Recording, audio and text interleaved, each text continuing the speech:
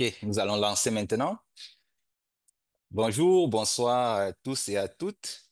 Je m'appelle Théodile Quinchua et je suis très heureux de vous accueillir à ce webinaire. Je suis le responsable de la stratégie et l'engagement pour le bassin du Congo à World Resources Institute et j'ai le plaisir de modérer cette session avec vous. Mais avant de commencer, je voudrais juste vous rappeler quelques consignes. Next. Alors, ce webinaire sera animé essentiellement en français, mais nous avons une interprétation simultanée en anglais. Donc, sentez-vous libre de choisir la langue qui vous convient le mieux, qui vous sied le mieux. Et évidemment, si vous avez des questions, des commentaires à tout moment, n'hésitez pas à les partager dans la section, en appuyant le bouton questions-réponses, comme nous le faisons habituellement.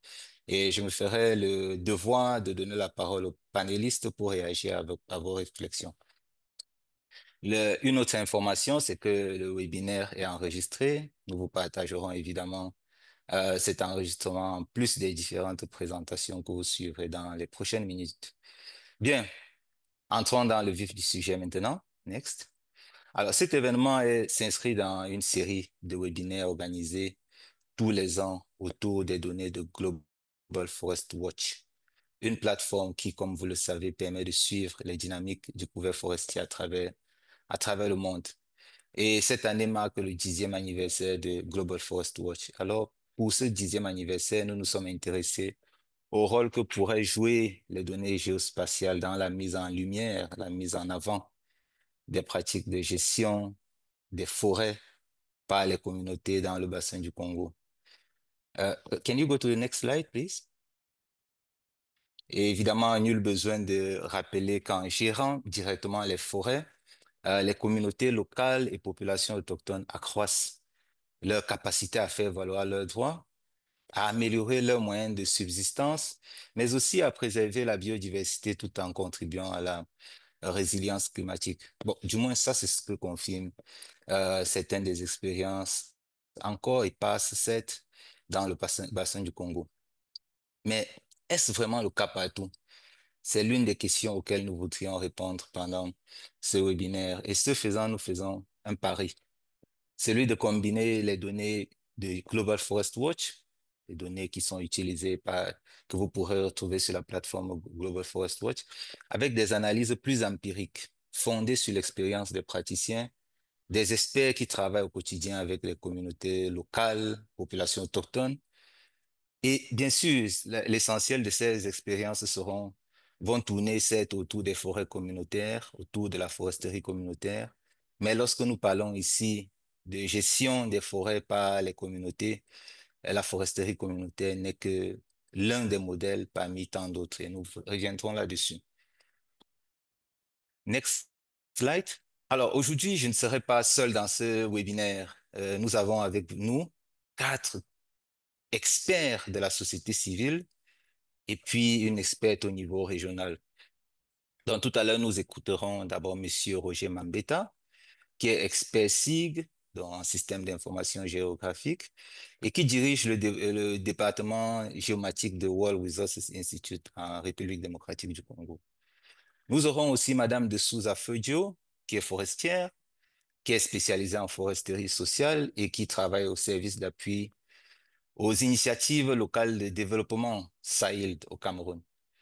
Nous aurons Monsieur Alphonse Maindo, qui est enseignant, qui est directeur, qui est enseignant à l'université de Kisangani et qui est directeur exécutif de Tropembos.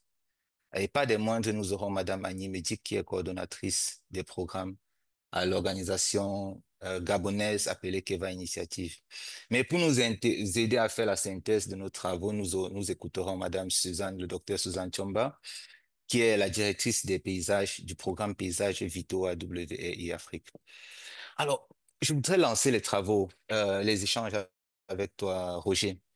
Est-ce que tu pourrais juste nous présenter les tendances du couvert forestier dans le bassin du Congo de 2003 à 2023? Peut-être nous allons mettre l'emphase sur 2023 et ce faisant, si tu le voudrais bien, tu pourrais nous indiquer les implications de ces dynamiques pour les territoires sous gestion communautaire. Roger, tu as la parole. Merci Théodile. Merci pour cette présentation. Je vais fournir un effort pour respecter les timings, mais il ne faut pas m'en vouloir au cas où. Bon après-midi à tous et à tous. C'est un gros plaisir d'être avec vous cet après-midi dans le cadre de ce webinaire dédié à la gestion communautaire des forêts dans le bassin du Congo. Comme l'a dit Théodile, je suis Roger Mambetta, expert SIG pour les bureaux WRI Afrique basé à Kinshasa. Pour cette première partie du webinaire, il m'a été demandé de présenter les données de perte de la couverture forestière de 2003 à 2023 en faisant un focus sur des zones pour illustrer les données. Mais avant d'aller dans les vifs du sujet, je vais commencer par vous présenter succinctement notre plateforme appelée Global Forest Watch. Bon, pour ceux qui ne connaissent pas cette plateforme, Global Forest Watch est un système de suivi forestier et d'alerte en ligne qui fournit les informations à jour, fiables et pratiques, directement utilisables sur les forêts à l'échelle mondiale. Il combine la technologie satellite, les données et les réseaux humains pour montrer où... Non, non, non. Premier slide, please. Premier slide. Bref. Reviens. Il combine la technologie, les données et les réseaux humains pour montrer où et comment les forêts sont en train de changer, qui les utilise et comment peut-on aider à les préserver pour les générations futures. Bref, c'est un système qui regorge une série d'outils de surveillance des forêts conçus pour améliorer les connaissances et la transparence des paysages forestiers. Next, please. Donc, Global Forest Watch fournit plusieurs types de données ouvertes, telles que les données de l'évolution du couvert forestier, occupation du sol, utilisation de terre, les données sur le climat et la biodiversité. Ces données sont affichées sur la carte interactive, comme vous le voyez là, qui peut être visualisée par tous sans avoir une connaissance approfondie sur les outils de traitement des données géospatiales. Mais aussi, les experts en SIG peuvent télécharger ces données à volonté pour pouvoir les utiliser dans leurs projets afin de produire leurs propres analyses et statistiques. Bon, pour ceux qui veulent avoir plus de détails, je vous prie d'explorer les sites à travers les liens qui est là, globalforestwatch.org. Mais aussi, nous organisons des formations sur l'utilisation de la plateforme. Il suffit simplement de nous contacter en cas de besoin. Next, please. Nous avons plus de zones. La première zone se trouve en RDC et qui couvre les trois provinces, Maïndombe, Tchouapa et Équateur. Et la seconde est au Cameroun qui couvre le département de Dja et Lobon. Vous trouverez dans ces deux paysages des affectations telles que les concessions forestières, les aires protégées, les concessions forestières des communautés locales, les concessions forestières de conservation, les ventes de coupes, les agro-industries au Cameroun, ainsi de suite. Pour ce faire, nous avons utilisé les données des affectations des terres se trouvant dans les atlas forestiers interactifs en superposant les données des trichovelos des Matansen publiées sur la plateforme Global Forest Watch. Comme vous avez sur l'image, dans la zone située en RDC, en 2000, la couverture forestière de cette zone était évaluée à 34 61 869 hectares. Et elle a enregistré entre 2003 à 2023 une perte de couvert forestier de 2 382 720 hectares, ce qui représente 7% de la couverture forestière. Et dans la zone située au Cameroun, la couverture forestière en 2000 était de 1 989 846 hectares. Et elle a enregistré entre 2003 à 2023 une perte de 121 936 hectares, ce qui représente 6% de la couverture forestière. Next.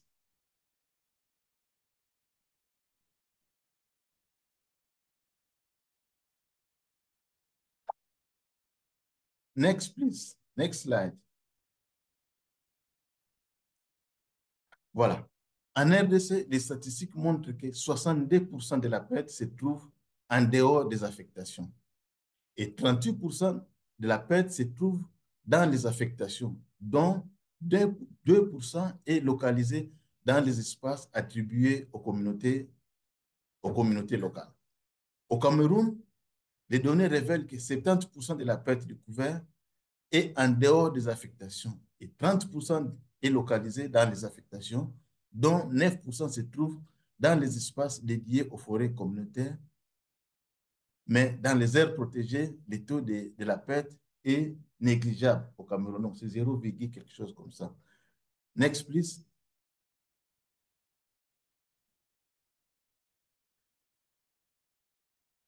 Alors, comme le présent webinaire est dédié à la gestion des forêts par les communautés, nous avons fait un focus dans ces espaces pour voir comment la perte du couvert forestier a évolué de 2003 à 2023. En RDC, c'est en 2023 qu'on enregistre les pourcentages les plus élevés de la perte du couvert forestier dans les forêts communautaires. Mais notons que c'est en 2018 qu'on a attribué la première concession forestière des communautés locales. Mais c'est à partir de 2010 qu'on enregistre de plus en plus de pertes du couvert forestier dans ces espaces. Dans la zone qui est au Cameroun, la tendance des taux de perte est à la hausse depuis 2013. Et c'est en 2020 qu'on enregistre les pourcentages les plus élevés de la perte du couvert forestier dans les forêts communautaires. Mais aussi, on observe une tendance à la baisse à partir de 2021. Next, please. Les données nous montrent qu'en vert, la perte enregistrée dans les forêts primaires et en orange, la perte qui est enregistrée dans les forêts secondaires, dans les espaces attribués aux forêts communautaires. On constate que les forêts primaires sont plus attaquées, que ce soit en RDC ou au Cameroun. Quand bien même qu'en RDC, en 2014, 2016 et 2017, les forêts secondaires étaient légèrement plus attaquées que les forêts primaires. Voilà. Merci encore pour votre attention et je retourne les guidons à Théodile pour la suite du webinaire. Merci. Non, c'est nous qui te remercions, Roger. Merci infiniment. Et désolé à tous les participants pour ces petits problèmes techniques. Je pense qu'ils seront réglés. Alors, merci beaucoup, Roger. Il s'agit évidemment là de résultats encore préliminaires qui feront l'objet d'une publication prochaine par WRI. Et nous l'avons souligné au départ, la foresterie communautaire qui a fait l'objet de l'analyse par les experts de WRI n'est que l'un parmi d'autres modèles de gestion des forêts par les communautés. Il existe d'autres modèles tels que les zones d'intérêt synergétique à gestion communautaire au Cameroun ou les aires et territoires du patrimoine autochtone et communautaire. Il existe aussi les séries de développement communautaire en République du Congo. Mais évidemment, nous nous sommes concentrés sur la foresterie communautaire dans ce cas.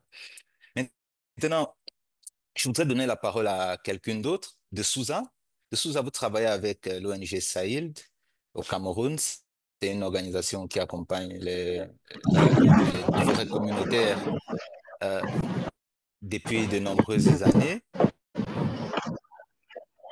Je ne sais pas si c'est votre micro de Souza. Donc, de la présentation de Roger de Souza, il ressort quand même des tendances assez contrastées entre le Cameroun et la RDC.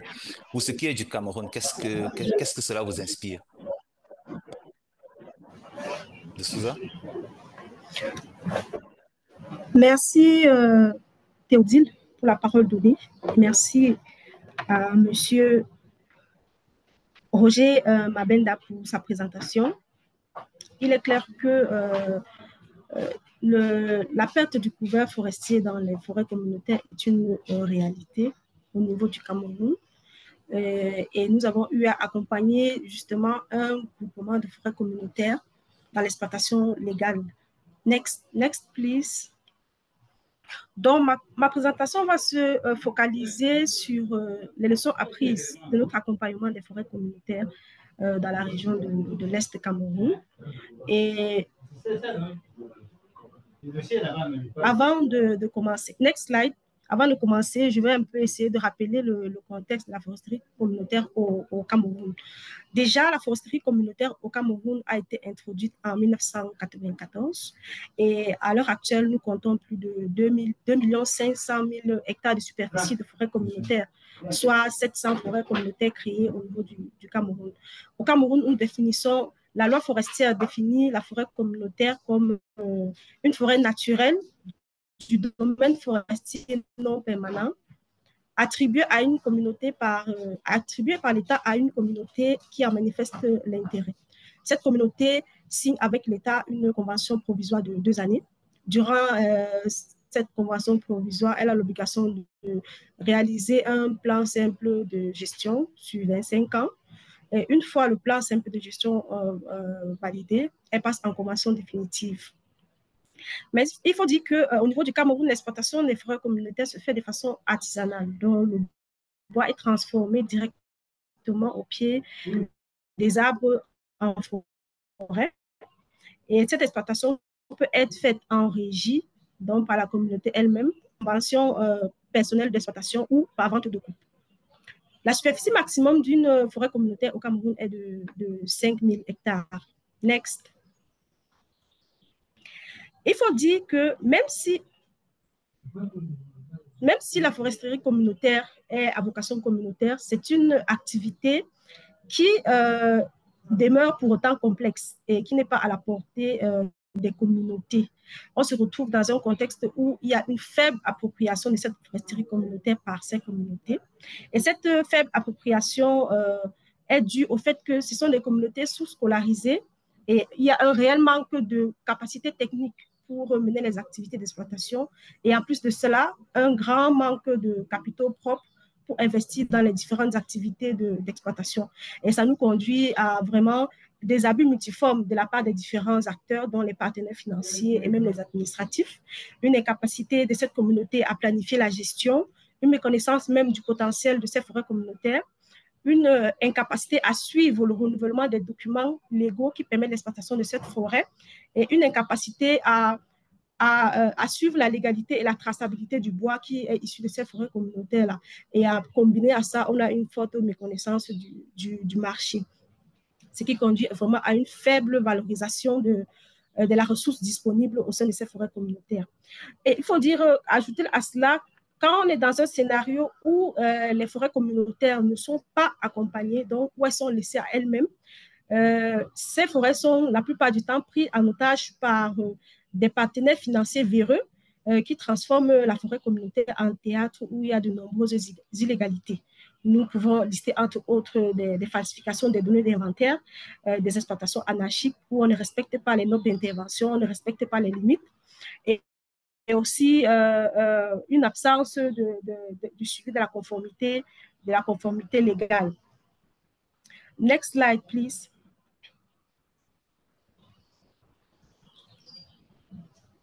Mais le scénario, il est complètement différent quand on est dans une forêt communautaire qui est accompagnée soit par une organisation, soit par l'État.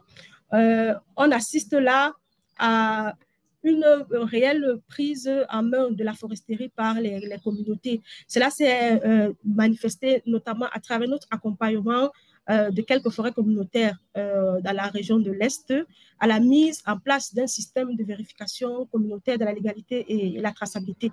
C'est un système qui était centré sur la gestion des forêts, centré sur la communauté et qui était basé sur le suivi de la légalité et de la traçabilité du bois.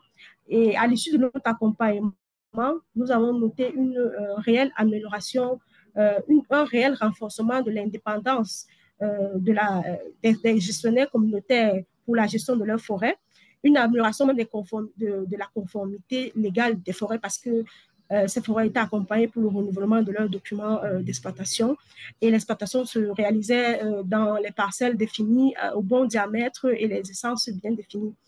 Nous avons aussi noté une responsabilité accrue des gestionnaires au suivi des opérations d'exploitation forestière parce que là, les communautés étaient mises face à la responsabilité de superviser toutes les activités, dont les activités étaient mieux contrôlées. Et aussi, ça favorisait la création de nouveaux partenariats d'affaires parce qu'on a pu aussi mettre en relation ces communautés avec des acheteurs finaux qui faisaient en sorte que ça éliminait les démarcheurs qui sont les principaux acteurs de la séquestration des forêts communautaires à cause des moyens financiers. Donc, toutes ces actions ont véritablement contribué à une amélioration de l'appropriation de la foresterie communautaire qui, à notre sens, est la meilleure approche pour assurer une durabilité des espaces forestiers confiés aux différentes communautés. Merci beaucoup. Merci infiniment, hein, de Souza, et merci pour ce thème extrêmement important, mais aussi complexe, qui est celui de l'appropriation.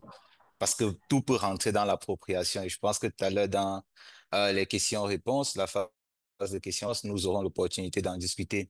Pour tous les participants en ligne, je vois que nous sommes plus de 250 en ligne en ce moment. N'hésitez pas, une fois de plus, à partager vos commentaires, vos réflexions, vos questions en, en pressant sur le bouton questions-réponses. Maintenant, nous allons passer du Cameroun à un autre pays, le Gabon. Nous n'avons pas eu présenté cette de données sur l'évolution du couvert forestier au Gabon, mais faut-il le rappeler, les premières expériences de foresterie communautaire au Gabon datent d'environ 15 ans. Et nous avons Annie, qui est la coordonnatrice des programmes de Keva Initiative, à laquelle je prierai tout de suite de partager à la fois l'expérience de manière générale du Gabon, mais aussi de manière plus spécifique tout ce qui peut être fourni comme accompagnement pour garantir que l'on ait cette appropriation dont de Souza a parlé. Annie? Merci Todil. Bonsoir à tout le monde. Je suis Annie Mehdi, coordinatrice des programmes de l'ONG Keva Initiative, qui est une ONG environnementale gabonaise qui existe depuis 2016. Et je vais vous présenter l'expérience de la société civile, la contribution de la société civile pour l'amélioration des conditions de vie, voilà, des communautés au travers des forêts communautaires. La notion de forêt communautaire a vu le jour au travers de l'adoption du Code forestier de 2021, qui, dans ses articles 156 à 200, définit la forêt communautaire comme étant une portion du domaine forestier rural affectant une communauté dans laquelle la communauté peut mener des activités, voilà, d'exploitation avec pour objectif principal le développement local, l'amélioration des conditions de vie. Et au Gabon, nous avons actuellement 85 forêts communautaires attribuées, c'est-à-dire en convention définitive. Il y a 39 forêts communautaires qui sont en cours d'attribution, ce qui représente environ 750 000 hectares de forêts spécifiquement axées vers les communautés. Et la forêt communautaire, la notion de foresterie communautaire a eu pour mérite d'apporter cet aspect social qui manquait à la politique de gestion durable auquel le Gabon s'est engagé. Les communautés, au travers de ce concept, sont plus impliquées, ont un droit de gestion sur la ressource et peuvent aussi manifester leur droit d'usage, peuvent valoriser les produits forestiers et voilà, améliorer leurs conditions de vie. Next. Alors, la société civile travaille, elle accompagne les communautés dans certaines réalisations. Next. Et là, nous avons quatre accompagnements. Le premier, c'est l'amélioration des pratiques forestières. Nous, la société civile, donc, qui va accompagner les forêts communautaires dans la réalisation des inventaires, la rédaction de leur plan système de gestion, la surveillance forestière, en tout cas, dans tout ce qui contribue à respecter les normes d'exploitation, voilà, des forêts communautaires. Elle accompagne aussi dans l'exploitation des ressources autres que le bois. Dans la forêt communautaire, certes, il y a la ressource ligneuse, mais il y a aussi d'autres produits forestiers non ligneux sur lesquels les communautés peuvent s'appuyer pour créer des revenus et améliorer leurs moyens de subsistance. Les ONG au Gabon aussi accompagnent les forêts communautaires dans la bonne gestion de l'association, car la forêt communautaire est gérée par l'entité juridique qui est l'association. connaître, gérer l'association, les rôles, les responsabilités de chaque poste, la bonne gouvernance, la gestion des finances dans une association, la gestion des conflits. Les ONG accompagnent les gestionnaires des forêts communautaires dans ce domaine. Et quand les revenus sont générés, comment les utiliser? Comment les développer pour qu'elles puissent apporter, pour qu'ils puissent apporter un bien-être dans la communauté. Nous les accompagnons dans l'identification des projets économiques parce que ce que nous avons constaté, c'est que la plupart des forêts communautaires au Gabon sont axées à développer des projets sociaux tels que l'amélioration de l'habitat, l'hydraulique villageoise, mais oublient les projets économiques qui peuvent générer aussi d'autres revenus. Alors la société civile les accompagne dans l'utilisation durable de leurs revenus au travers du développement des activités telles que l'apiculture, la pisciculture, dont nous avons reçu un appui de USFS pour développer les activités génératrices de revenus Next. Alors, je vais vous partager le cas d'une forêt communautaire qui est la forêt communautaire modèle au Gabon, Next. C'est la forêt communautaire de Mindik. Elle est située dans la province du Wellington, département de Lokano, avec une superficie de 12 000 hectares environ. Elle est gérée par l'entité de gestion nommée CDR, Communauté pour le développement rural. En fait, c'est une forêt communautaire qui a connu à ses débuts beaucoup de conflits de leadership, détournement des fonds, mauvaise gouvernance, et il n'y avait pas de retombées visibles sur la communauté. Et cette forêt communautaire a subi même une sanction, une suspension pendant quelques années, voilà, pour sa mauvaise gestion. Et au sorti de cette suspension, les communautés se sont appuyées sur la jeunesse. C'est ça la particularité de cette forêt communautaire. L'association est constituée à 99% des jeunes, dont la tranche varie entre 25 et 40 ans. Ce sont des jeunes chômeurs qui étaient à Libreville, qui sont retournés au village et qui ont trouvé que la forêt communautaire était une opportunité à ne pas lâcher. C'était une opportunité qu'elles devaient saisir pour pouvoir améliorer, voilà, les conditions de vie de leur village, sachant que ce village était frappé par l'exode rural. Et dans ce village, on n'avait que 15 personnes dans le village. Alors, cette forêt communautaire, ils se sont laissés encadrer par les organisations de la société civile, mais aussi par l'administration forestière. Et toutes ces entités ont donné de la force à la forêt communautaire.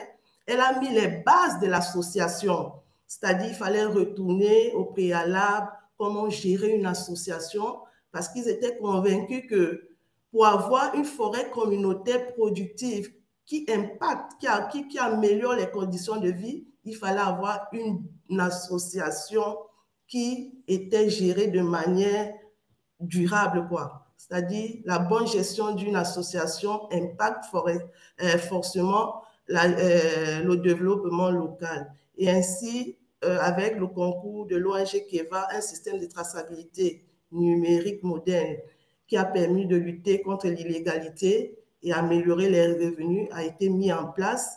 Et l'association aussi a pu développer d'autres activités génératrices de revenus autour de l'exploitation du bois, telles que l'agriculture. Nous sommes en train de les accompagner avec l'appui de USFS dans l'apiculture, voilà. Et aujourd'hui, nous avons une forêt communautaire qui, de manière visible, est un modèle Next. Une forêt communautaire qui apporte du bien-être dans la communauté, un bien-être tant économique, social, culturel. Elle développe des plantations de citron 2 hectares, plantations d'ananas 2 hectares. Elle a mis en place un économa parce que la ville la plus proche est à 10 km. Elle a mis un économa pour que les communautés, les frères, les sœurs puissent se procurer des produits de consommation sur place Elle a électrifié. Les revenus de la forêt communautaire ont contribué à l'électrification du village, la construction de 24 logements avec tout équipé, parce que dans la forêt communautaire, il y a 24 familles, voilà. Et la construction d'un bâtiment de matériel, elle a mis en place un service événementiel. Elle ou ses services, elle a acheté un canter, un véhicule canter qu'elle met en location. Elle a réhabilité l'école primaire. Les enfants étaient obligés de parcourir beaucoup de distances pour avoir l'enseignement, mais elle a réhabilité l'école primaire, elle l'a équipée de bancs et de tout matériel, la case d'écoute, en tout cas, beaucoup de réalisations et surtout le bien-être, l'impact, le plus marquant, c'est que la forêt communautaire a su lutter contre l'exode rural. De 15 habitants, nous avons désormais 200 habitants dans cette forêt communautaire, dans un espace de 2 ans. Elle a pu faire la différence s'appuyant sur une stratégie en mettant les jeunes femmes, les jeunes hommes en avant, voilà, et en améliorant leur gouvernance. Next.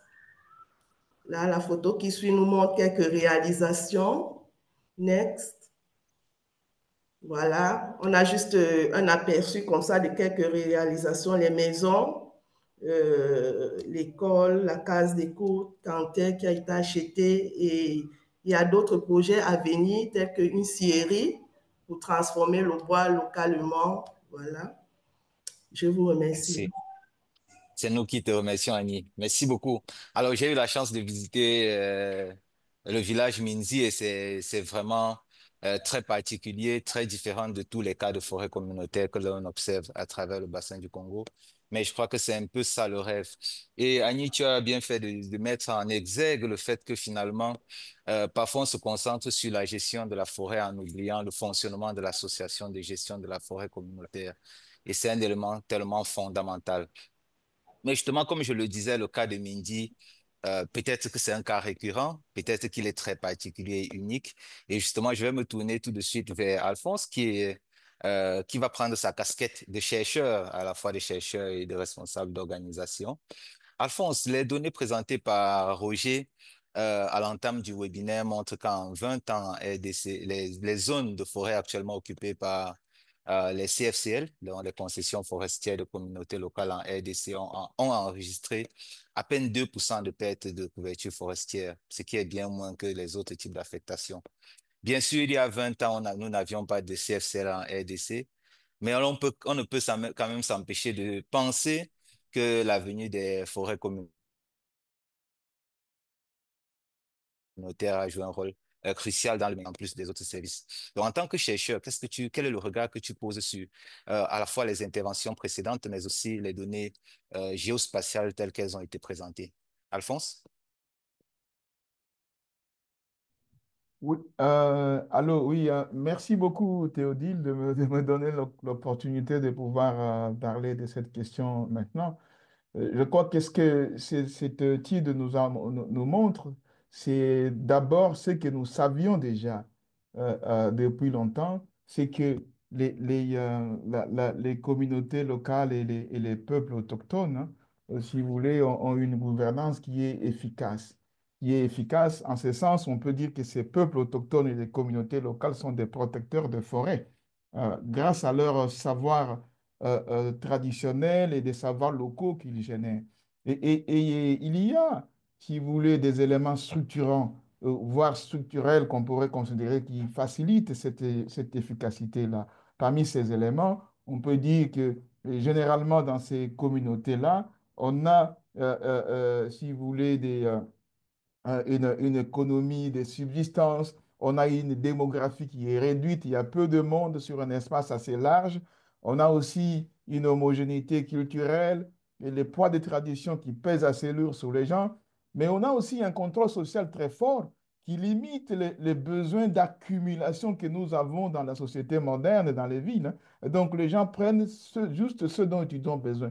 Si vous commencez à vouloir sortir du lot, vous êtes rapidement accusé de sorcellerie, tout ça dans ces milieux-là, hein. Et donc, vous êtes obligé d'être un peu comme tout le monde. Il y a une espèce de nivellement qui s'est fait. il y a aussi la vision du monde. Les gens pensent que l'homme est fait partie de la nature, donc ne devrait pas détruire la nature, devrait donc vivre en intelligence, en communion avec la nature. Et donc, ce sont ces éléments-là qui voulaient, qui facilitent ça. Mais on peut aussi ajouter, parce qu'on regarde par exemple le cas de la RDC, on voit que nombre de ces CFSL se retrouvent dans des endroits où souvent il y a des difficultés d'accès. Or, quand il y a des difficultés d'accès, donc on ne va pas vraiment déforester, parce que si vous déforestez, vous allez faire quoi? Vous produisez beaucoup et ça va pourrir dans vos greniers. Vous coupez du bois, vous ne pouvez pas les évacuer. Et donc, et aussi, les moyens dont disposent les CFSL, c'est des moyens rudimentaires hein, pour pouvoir exercer exploiter leurs forêts et tout ça. Et je rappelle que pour la RDC, il y a peu de CFSL, des concessions forestières de communautés locales, qui ont déjà leur plan simple de gestion, c'est-à-dire ne sont pas encore rentrés dans la phase d'exploitation et de la mise en valeur. Donc, ça explique aussi en partie pourquoi on a ce données-là. Et je pense que ce qui n'est pas aussi négligeable, c'est ce qui était prévu dans la loi congolaise, c'est les multi-usages des forestiers communautaires. Et tout cela fait que on a, si vous voulez, les gens ne se concentrent pas sur une ressource, par exemple, pour couper le bois ou pour faire l'agriculture. Et donc, ils peuvent faire les PFNL, les produits forestiers non ligneux, ils peuvent faire différents types d'activités et qui permettent donc de gérer plus ou moins durablement les ressources. Alors, il y a, mais la question qu'on pourrait se poser, next please, c'est que qu'est-ce qui arrive alors lorsque ces éléments structurels qui sont en mutation là, sous l'effet de dynamique, notamment marchande, commencent à rentrer dans les milieux? Alors en ce moment-là, je pense qu'il pourrait y avoir de fortes voire de pertes forestières un peu accrues, hein. Et c'est pour ça que nous, en tant que scientifiques, nous considérons qu'on doit relativiser, si vous voulez, le rôle des savoirs des peuples autochtones et des communautés locales pour la conservation des forêts. Il faut intégrer ça avec les autres savoirs pour permettre d'avancer. Next, parce qu'on voit, qu'est-ce qu'on observe? On observe que ces savoirs traditionnels et locaux qui ont permis justement qui permettent de conserver les forêts sont en train de s'affaisser, de perdre de leur pouvoir, notamment grâce au progrès scientifique. Ouais, la science prétend avoir le monopole de la connaissance. Et donc, de ce fait, on néglige ou on dévalue les autres savoirs qui ne recourent pas à la même épistémologie, si vous voulez, que la science. Et on peut parler aussi de l'influence des religions qui ont des prétentions universalisantes, comme l'islam ou le christianisme, et qui donc, bannissent un peu le savoir traditionnel et autochtone, considérant ça comme des savoirs diaboliques, paganistes et tout ça. Et notre éducation également occidentalisante, qui nous considère que les savoirs traditionnels et locaux sont un peu rétrogrades, on ne devrait pas s'en servir et tout. Mais il y a également un autre élément qui favorise ça, c'est le métissage culturel. Donc, on voit qu'il y a des migrations des populations qui viennent avec de leur propre culture, qui se mixent avec celles qui étaient sur place. Ça réduit, si vous voulez, l'impact des savoirs locaux. Il y a aussi les mariages mixtes, l'urbanisation qui profite également pour faire les métissages. Alors, évidemment, la logique marchande qui se met en place, avec les voies de communication qui s'ouvrent et tout ça, ça va montrer qu'il y a de forêts qui vont partir. Ce qu'on voit en 2023, par exemple, sur la partie occidentale de la RDC, dans les CFSL, c'est la proximité avec Kinshasa. Vous voyez, Kinshasa, c'est un grand centre de consommation en termes de charbon, de bois et aussi de bois d'œuvre et tout ça.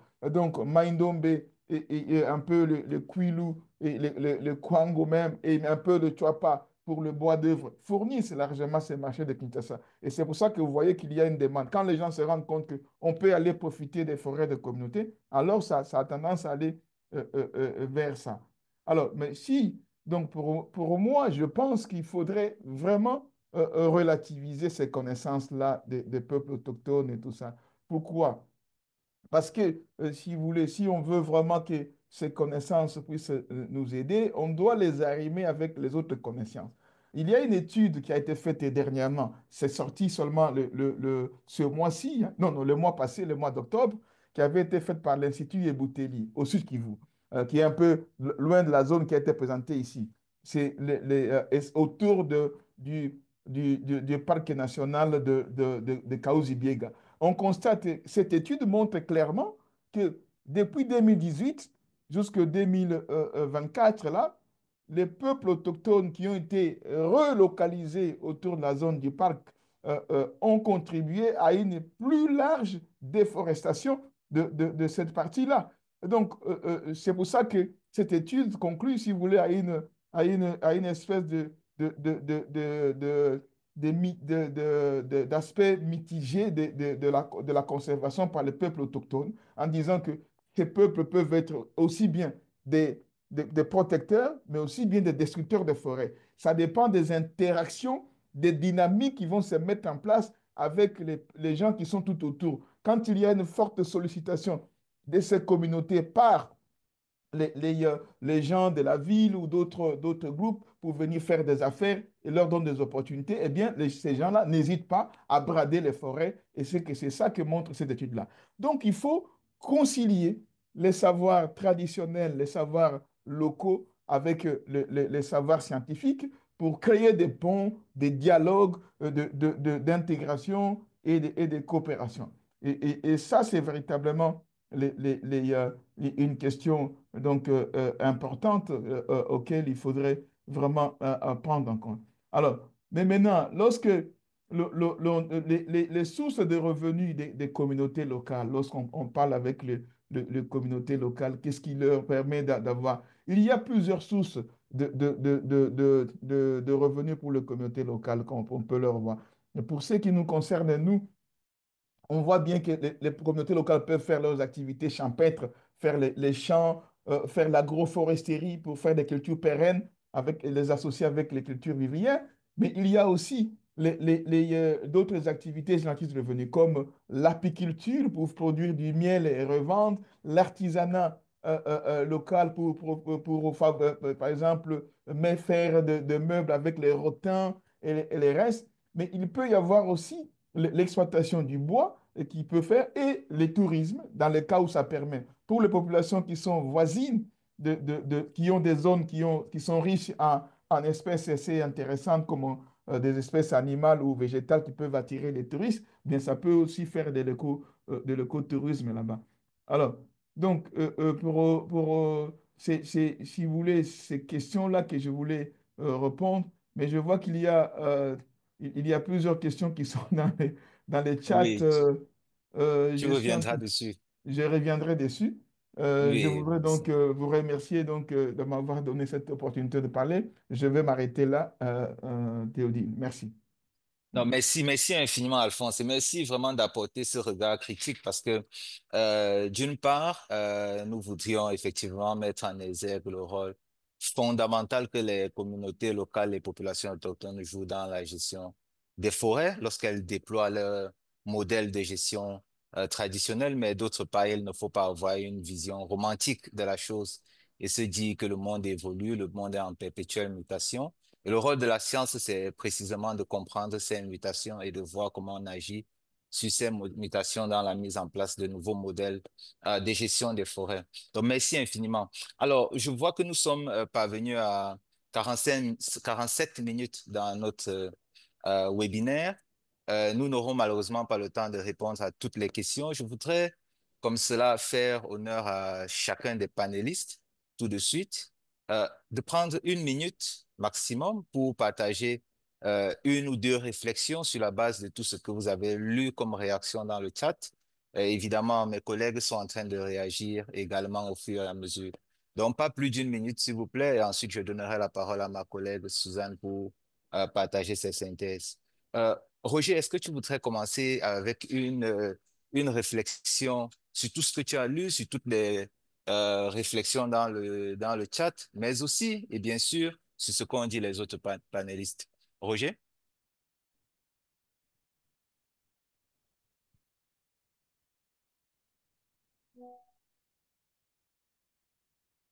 Roger?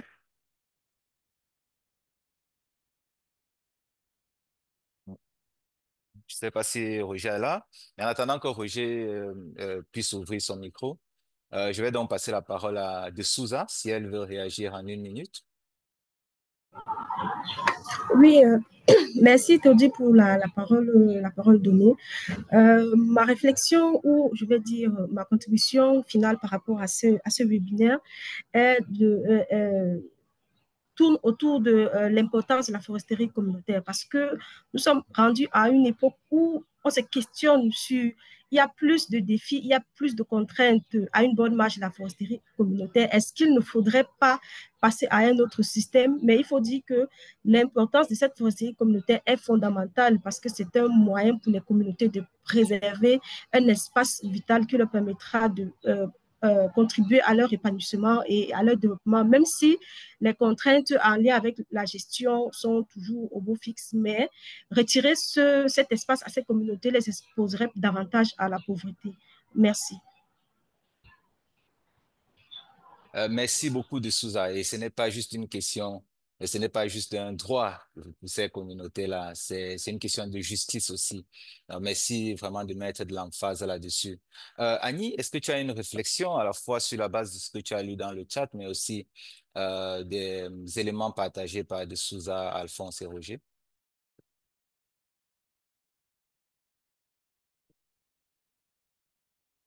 Oui, Théodie, je vais répondre à une ou deux questions. La première question, savoir comment la répartition des revenus se fait. En fait, lorsque la forêt communautaire est attribuée à une communauté, il y a une convention qui est un contrat entre l'administration et la communauté, l'association qui est signée. Et dans ce contrat, il y a une grille de répartition des revenus qui est faite. Dans cette grille, il y a un pourcentage attribué au fonctionnement de l'association, 45% pour le développement des projets et un pourcentage pour d'autres activités. Donc, la répartition n'est pas faite au hasard. Il y a déjà une directive qui est donnée par l'administration des eaux et forêts. Et aussi, le développement d'autres activités, là, c'est ma réflexion. Dans les forêts communautaires, la forêt communautaire, c'est vraiment une opportunité pour les communautés. C'est vrai, on a tendance à croire que ça ne marche pas, mais je pense que les communautés ont besoin d'être accompagnées dans des projets, l'identification des projets, surtout des projets économiques. Et aussi, les communautés ont besoin d'expertise pour pouvoir améliorer leur gestion. L'association, c'est un concept assez nouveau au Gabon. Les communautés n'ont pas souvent l'habitude d'être ensemble, se mettre ensemble, mais le modèle d'association, elles sont en train de s'adapter, d'où l'intérêt des ONG de pouvoir créer une synergie pour accompagner ces communautés parce que aujourd'hui, la forêt communautaire, oui, permet d'améliorer les conditions de vie, mais aussi c'est un mécanisme de sécurisation du foncier qui est mis en avant. Merci.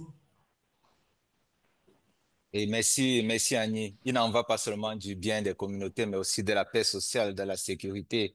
Lorsqu'on parle du foncier, on parle de la paix sociale. Merci beaucoup pour ce point. Euh, je vois que Roger, mon collègue Roger, n'a pas pu revenir. Je vais donner la parole à Alphonse pour un mot en 1 minute, une réflexion finale. Je sais qu'il y a plein de choses qui pourraient être dites, Alphonse, mais tu pourrais synthétiser, s'il te plaît. Oui, oui, merci beaucoup. Ce que je pourrais dire, c'est, je vois qu'il y a deux questions fondamentales qui sont revenues ici. C'est quel est l'objectif finalement politique et économique et social qui a été défini par les pouvoirs publics en instituant la foresterie communautaire? Est-ce que ces objectifs sont, ou cet objectif est en cours de réalisation ou pas? Pour ce qui est de la RDC, par exemple, l'objectif principal, c'est d'assurer le développement socio-économique de communautés locales pour qu'elles profitent véritablement de ces forêts tout en les préservant pour les générations futures. Donc, une gestion durable de ces forêts. Donc, développement socio-économique.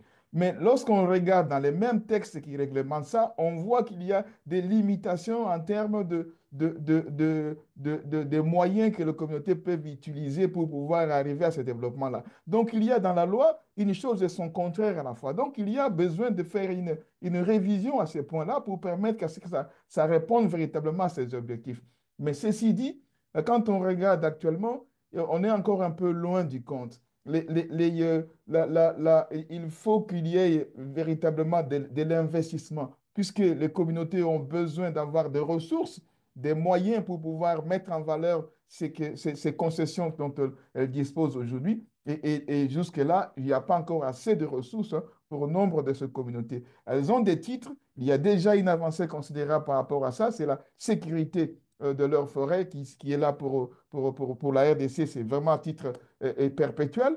Et il y a, je pense également, les opportunités, c'est que les privés aussi devraient pouvoir trouver là les moyens de venir pour investir.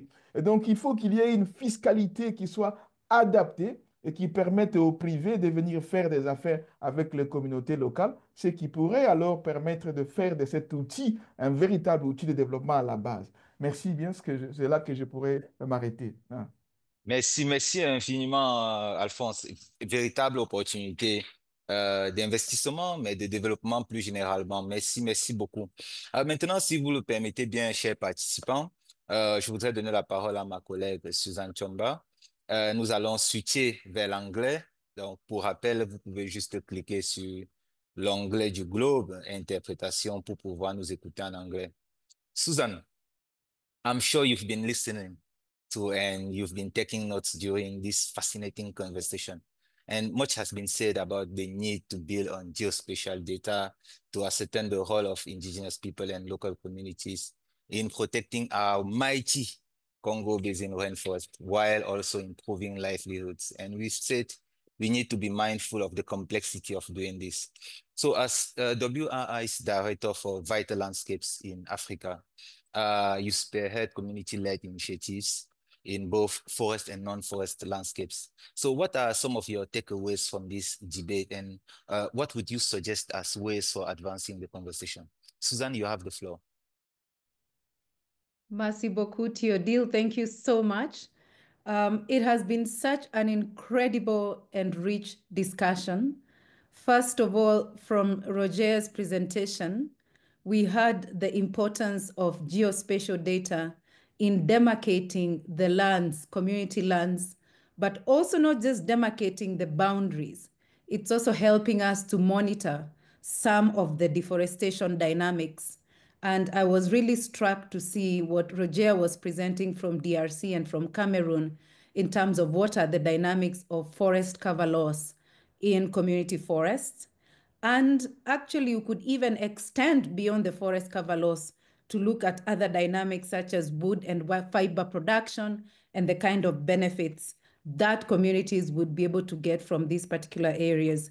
I think one of the key takeaways for me there, Théodile and the team, was that we can be able to look at geospatial data as well as field level data and look at distributive justice of forest in understanding how communities are benefiting from forest resources, as well as looking at environmental burdens that communities shoulder in order to be able to protect those forests, and therefore be able to make decisions, management, policy-related, action-related decisions that are more fair and equitable towards local communities and indigenous people. The presentation from D'Souza was absolutely captivating, moving beyond now the demarcation of forest and geospatial monitoring to looking at the capacities and capital that communities have and where we have gaps and how those gaps can be improved. It's beyond ownership of forest towards now empowering communities through capacity and through capital, as we saw from Cameroon.